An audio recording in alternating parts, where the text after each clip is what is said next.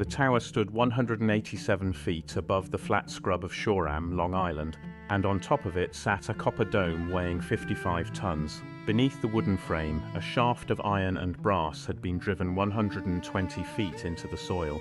The shaft was not an afterthought. The drawings show conductive plates radiating outward from its base, east like the spokes of a wheel buried under the earth, with 16 iron pipes sunk to bedrock and capped with bronze. A man building a transatlantic telegraph does not need to anchor his transmitter into the ground as if grounding a planet. That is the first sentence that should make a person pause. Because in the summer of 1903, the man who built this structure, Nikola Tesla, sat down in the unfinished laboratory at its base and wrote a letter to his financier, J.P. Morgan.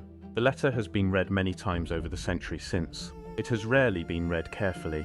Read carefully, it does not sound like a request for more funding. It sounds like a confession. The official story is brief, and almost everyone has heard some version of it. In 1901, J. Pierpont Morgan advanced Tesla roughly $150 to build a wireless telegraph station on Long Island. The purpose, as stated in the contract, was the transatlantic transmission of messages. The competition was Guglielmo Marconi, who in December of that same year sent the letter S across the Atlantic using equipment a fraction the size of what Tesla was building. Tesla's costs ran past the agreed budget. Morgan, the careful financier, declined to advance more. The tower was abandoned. The inventor went broke. And in 1917, the structure was demolished for scrap during the First World War. A tragedy of brilliance mismatched against business sense. That is the version inside every textbook. It is clean. It is reassuring. It explains why a man like Tesla died in a hotel room with unpaid bills, while the men who electrified the country grew rich. It explains nothing else. Look at the tower again. Look at the specifications. The copper dome was not a transmitting antenna in any conventional sense. Its curvature, its mass, its placement above a deep grounded shaft, these correspond to resonance geometry, not to signal broadcast. The plates beneath the soil were arranged to couple the structure to the conductive layers of the Earth itself. The dimensions of the resonance coils inside the laboratory matched calculations Tesla had been refining for nearly a decade. Calculations not about how to send a dot or a dash across an ocean, but about how to make the Earth itself ring at a chosen frequency. The architect Stanford White, who designed the wooden framework above ground, was given engineering constraints that puzzled him at the time and have puzzled engineers ever since. White complained, in private correspondence, about ground requirements that seemed extravagant for any structure that was meant only to send signals. This is the first fracture. The tower's body does not match the tower's stated mission. You do not build a planetary tuning fork to send Morse code. You build a planetary tuning fork to do something else. In the months before he wrote the July letter, Tesla had been pushed into a corner. The cost overruns were real. Marconi's transatlantic stunt had drained public interest in Tesla's slower, more elaborate project. Morgan was sending shorter and shorter replies. And so, in what biographers have long described as desperation, Tesla wrote to his patron and explained, for the first time on the record, and in plain language, what Wardenclyffe actually was. The letter is preserved among Morgan's papers. In it, Tesla writes that the system he is building is not, and was never only, a telegraph. It is a system for the wireless transmission of electrical energy itself. A way to move power, not messages, through the ground and through the air. He framed it as the natural and necessary extension of his work at Colorado Springs, 3 years earlier, where he claimed to have already demonstrated the principle on a smaller scale. He did not write this hoping Morgan would say no. He wrote it hoping Morgan would understand. He wrote it because he believed that if Morgan finally grasped the full scale of what was being built, the financier would see the same future Tesla saw, and the funding would resume. He had misread the man entirely. What that version leaves out is the figure Morgan had become by 1903. He was not a curious patron of inventors. He was the principal architect of the industrial consolidation of the United States. In the previous 5 years, he had assembled U.S. steel out of Carnegie's mills, organized General Electric out of the Edison and Thomson-Houston companies, and built International Mercantile Marine to dominate Atlantic shipping. His personal portfolio touched copper through Anaconda, electricity through GE, transportation through the railroads, and finance through the bank that bore his name. Every industry he had organized depended on the same underlying principle. Energy moved through wires. Wires required copper. Copper required mines. Mines required capital. And every wire ended in a meter. Every meter ended in a bill. Now look at the letter again. A man building a system that transmits power without wires is not asking Morgan to fund a curiosity.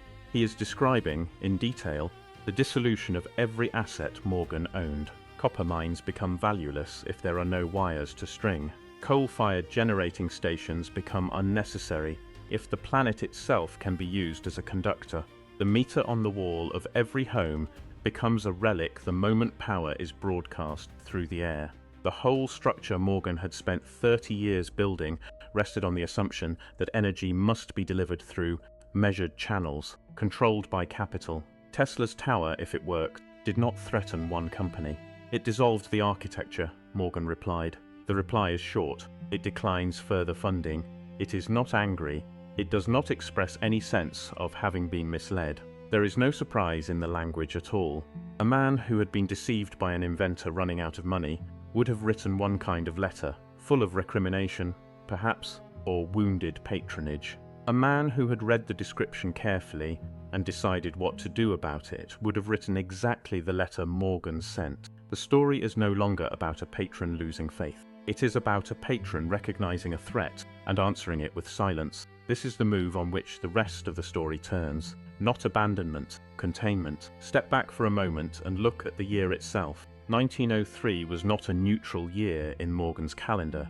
It was the year he finalized International Mercantile Marine and consolidated the last great piece of his industrial empire. It was the year the New York banking community completed its grip on the financing of the American grid. The agreements being signed in Lower Manhattan that spring and summer assumed a future in which every house, every factory, every street lamp would be connected by copper to a generating station owned by interests, already mapped, already capitalized, already promised returns on bonds that had not yet been issued. The metered electrical economy was not yet built, but the paper that would build it was being printed. The men who signed that paper did not need to read scientific journals to know what wireless power would do to their portfolios. They only needed to read a single letter from Long Island. Wardenclyffe arrived at the precise hinge year when that architecture could still have been built differently. It was killed at the hinge. The size of Morgan's original advance has been argued over for a century. $150,000 in 1901 was a serious sum, but it was nothing to a man whose personal fortune ran to tens of millions and whose syndicates moved billions. It was small enough for him to walk away from without flinching. It was large enough to imply genuine initial interest, or at least curiosity. The dimensions of the investment make most sense, not as a gamble on telegraphy, in which Marconi was already winning, but as a way of keeping a dangerous mind close. Funding Tesla put Morgan inside the work. It gave him sight of the drawings, the specifications, the patents being filed in adjacent rooms. It gave him, in effect, advance warning of what was being attempted, and when the warning arrived in the form of the July 1903 letter, he already knew enough to act decisively.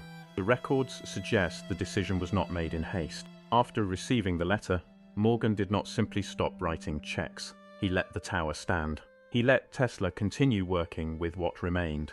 He did not call in the loans. He did not denounce the inventor publicly. He did the one thing more devastating than any of those moves. He withdrew oxygen. Other potential financiers, in a city where Morgan's word-shaped credit itself found their interest in Tesla's project quietly diminished. John Jacob Astor IV, who had previously invested, did not return. Westinghouse, who had once championed Tesla's alternating current, kept a careful distance. The press began to describe Wardenclyffe as the folly of a brilliant eccentric. The tower stood unfinished against the Long Island sky, a structure too large to ignore and too compromised to complete. This is the part of the story that is hardest to reconcile with the official version. If Tesla had simply run out of money and given up, the tower should not have stood for 14 years. It should have been dismantled in 1905, in 1908, in 1912. The land was valuable. The materials were valuable. The copper dome alone, by the 1910s, was worth a small fortune to anyone willing to take it down. And yet there it stood, year after year, unfinished and unmolested, while Tesla moved into rented rooms in Manhattan, and the patents he had filed on wireless power transmission moved through the patent office and into the slow corridors of corporate research, where they were cross-referenced, paraphrased, and quietly buried under newer filings owned by other men. The pattern becomes harder to dismiss the longer you look at it. A tower that nobody would finish, that nobody would dismantle, that nobody would buy. A patent portfolio that did not vanish, but was instead absorbed, divided, slowed. An inventor who was not destroyed but quietly impoverished, kept alive, kept available for consultation, kept under observation. The man was not killed, he was filed. And then, in July of 1917, with the United States now at war with Germany, the federal government quietly authorized the demolition of the tower. The stated reason was security. German spies, it was claimed, could use the structure as a radio landmark for submarines off the Atlantic coast. There is almost no evidence that any such use was ever attempted, considered, or technically feasible.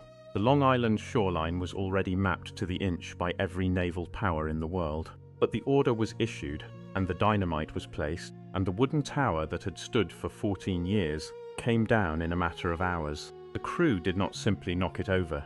They blew the structure apart from its base. They stripped the copper dome and carted it away, in pieces. They filled the underground shaft. They dismantled the resonance coils inside the laboratory and dispersed them. The brass and iron pipes that had been driven to bedrock were pulled up and cut into segments. This is not how scrap is recovered.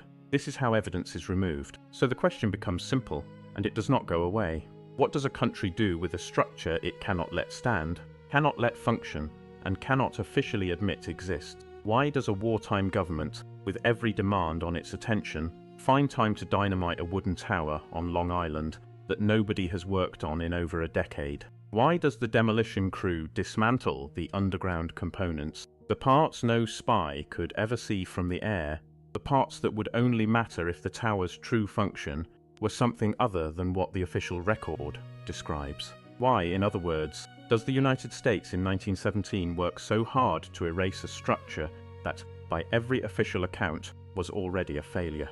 The answer is in the letter. The answer has always been in the letter. Tesla wrote down what the tower was for. Morgan read it. Morgan decided. And the country, in the decades that followed, finished the work Morgan had begun, not by destroying Tesla's idea, but by quietly building a world in which that idea could not return. That is where the story stops being about a tower. It is the moment it starts becoming about everything that came after. Every wire strung, every meter installed, every bill mailed, every generating station financed by the bonds of banks whose names trace back, by one route or another, to the men who sat in Morgan's library and read the letter with him.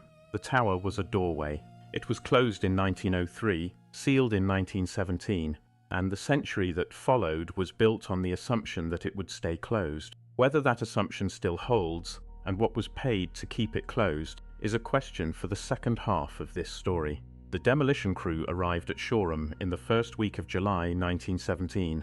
They came with chargers, with mallets, with horses to haul away the larger pieces, and with orders that did not appear in any newspaper. The day was hot. The tower had been standing 14 years. Photographs taken in the days before show it weathered but intact, the dome dulled by salt air, the wooden framework still sound. Photographs taken in the days after show only the foundation, a smear of splinters, and a patch of disturbed ground where the underground shaft had been. This is the scene to hold in mind, because the official record describes what happened that week as a wartime security measure. The actual record describes something that more closely resembles burial. A spy needing a landmark would have found dozens of more visible structures along the Long Island coast. A spy with a transmitter would have needed only the coastline itself. The dynamite was not placed for visibility. It was placed at the base of the central shaft, at the joins of the resonance plates, at the points where the structure entered the earth. The crew was not erasing a tower from the skyline. They were erasing the parts of it that could not be seen from above. The dome went, but so did the pipes beneath. The wooden frame went, but so did the buried coils that nobody driving past would ever have known were there. The detail that almost no popular account mentions is what happened to Tesla's papers and instruments in the laboratory at the tower's base. They were not sold at auction. They were not returned to him. The custody records, where they survive, are thin and contradictory. Some material was taken into federal custody under the authority of the Office of the Alien Property Custodian, the same wartime body that handled assets believed to pose a national security concern. Tesla was a naturalized American citizen. He was not an alien. The use of that office to seize his materials is one of the small irregularities that, by themselves, prove nothing, and that together begin to draw a shape. What happened to the patents is the next layer. Tesla had filed extensively on wireless power transmission between 1897 and 1905, with refinements continuing for 2 decades after. The patents did not disappear. They were granted, renewed, cited, and cross-referenced. They were also slowed. The pattern of citations after 1905 shows them being absorbed into the research portfolios of larger corporate entities, then quietly walked away from in the published literature. Where they were cited, it was usually for unrelated subsidiary claims. The core principle that energy could be transmitted at industrial scale through the Earth's natural conductivity was simply not pursued by anyone with the capital to pursue it. This is the part of the story where the appearance and the function pull apart for the second time more cleanly than before. The appearance, throughout the 20th century, was that Tesla's idea had failed on technical grounds. The function of that appearance was to make it unnecessary, to ask why no one with money ever tried again. Marconi is the figure who makes the cover story possible. He had crossed the Atlantic with a signal.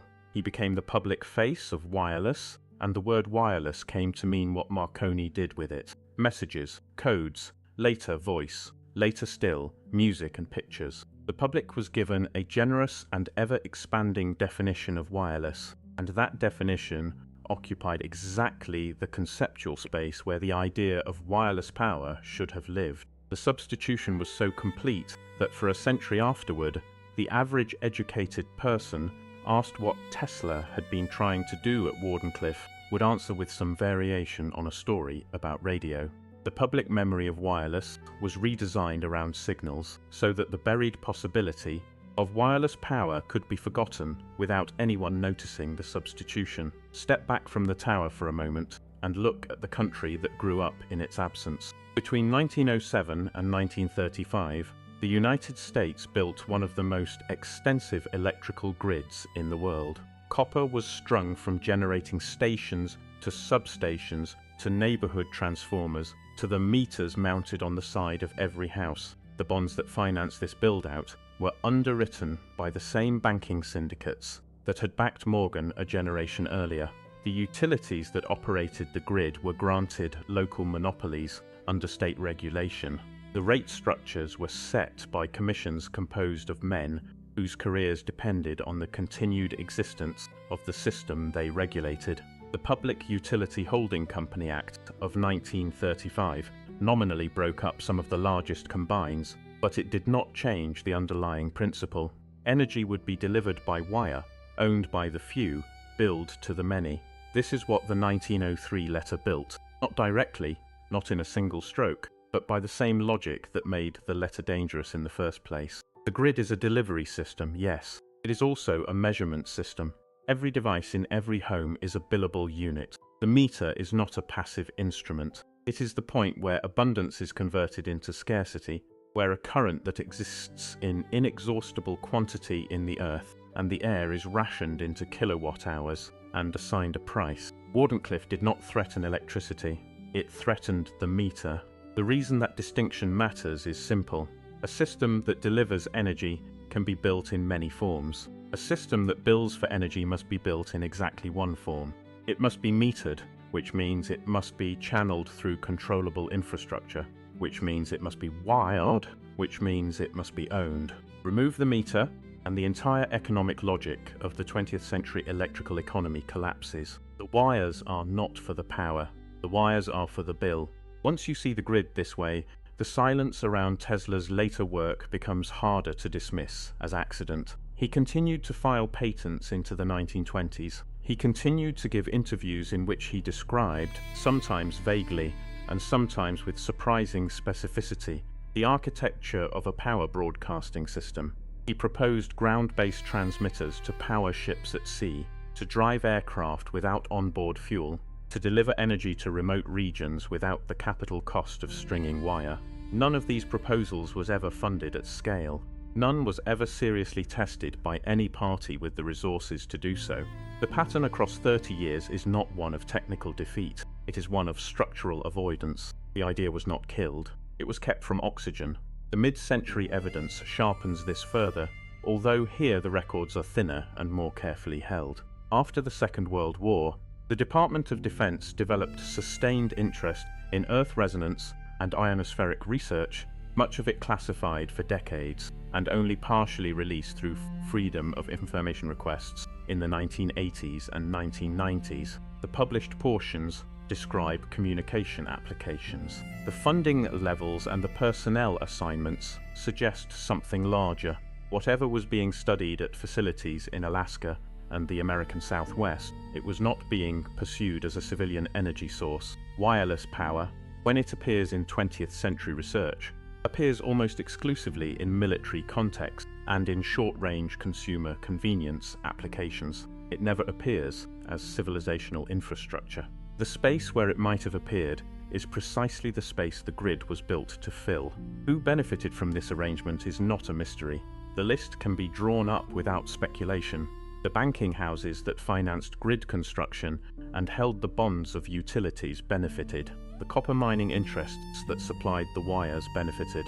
The fuel industries that filled the boilers and later the gas turbines benefited. The legal and regulatory bodies that emerged to manage the metered system benefited, creating careers, agencies, rate cases, and entire branches of administrative law that depended on the continued existence of meters to justify themselves. Every household in the country paid into this system every month for the better part of a century, and most of them never had occasion to wonder whether the bill they paid was for the energy itself or for the architecture that delivered it. The reason that matters is simple. The bill was always partly for the architecture. That is what a metered system is. It is a way to charge for delivery as well as for content, for the wire as well as for the current. And once that system is in place, every alternative becomes suspect, every challenge becomes radical, every inventor proposing a different model becomes, by definition, a threat to the people whose returns depend on the model that exists. This is where the story returns to its anchor. Tesla, in the last decade of his life, was not an erratic eccentric refusing to engage with the modern world. He was a man who had seen the decision get made and had outlived it by 40 years. He moved between hotels as his bills went unpaid. He fed pigeons in the parks. He wrote letters to engineers and government officials that were sometimes answered with polite acknowledgement and never with funding. He died in room 33327 of the Hotel New Yorker in January 1943, alone, with a small notebook beside the bed and a sign on the door asking not to be disturbed. Within hours of his death, the Office of Alien Property again sealed his rooms and took possession of his papers, despite his American citizenship. The materials were inventoried, photographed, and held under federal custody for years. Portions were released decades later, with redactions. Other portions, according to the inventories themselves, have never been accounted for. Two of the most discussed items, a working model and a set of notebooks describing a directed energy system, are listed in the seizure records and absent from the released materials. Whether they ever existed in the form Tesla described, whether they were destroyed, whether they were absorbed into classified programs, no public record will say. A man who could have built a global power system died unable to pay his hotel bill. The bill was not the point. The poverty was not an accident of personality. It was the natural consequence of a structural decision made 40 years earlier in a library on Madison Avenue. The system Tesla threatened needed him to die that way. It needed him to be the cautionary tale rather than the alternative example. It needed the lesson of his life to be that men who reach too far end in rented rooms, so that other men, watching, would reach less far. Put the case together plainly. In 1903, an inventor described a system that would have made metered electricity obsolete. The financier who funded him understood the description, recognized the threat to his portfolio and to the architecture of industrial finance, and answered with the most powerful weapon available to him, which was the withdrawal of capital and the quiet closure of every adjacent door. The tower was allowed to stand for 14 years because dismantling it before the war would have invited questions. The demolition in 1917 was timed to a moment when the public would not notice and could not ask. The inventor was kept alive but starved of resources. For the next 30 years, his patents absorbed and slowed, his ideas reframed as eccentric brilliance rather than viable engineering. The electrical economy of the United States was built on the assumption that the question Tesla raised would not be asked again, and it was not asked, not seriously, not at scale, not in any forum where a different answer might have been funded. Every meter installed since 1903 is, in a small way, a continuation of Morgan's decision. Every utility bill is a quiet payment toward the maintenance of a choice that was made before any of us were born and that almost none of us have ever had occasion to examine. The choice was not announced. It was made in correspondence, in withdrawn investments, in unfunded patents, in the slow weather of capital, deciding what to nourish and what to let die. Return to the image with which this began. The tower against the Long Island sky in 1903, the copper dome curving against the clouds, the shaft driven 120 feet into the earth, the man at the base of it writing the letter that would close his own future. Read in 1903, the tower looked like an experiment. Read in 1917, the year of its demolition, the tower looked like a problem. Read now, with the century in view, the tower looks like what it always was. It was not a transmitter that failed. It was a doorway that was closed. The crew that came to Shoreham in July 1917 was not destroying a structure. They were sealing a question that the 20th century had already decided not to answer. The meter on the wall of every house is a small monument to that decision. A letter was read, a choice was made, a tower came down, and the world we live in is the shape the silence took.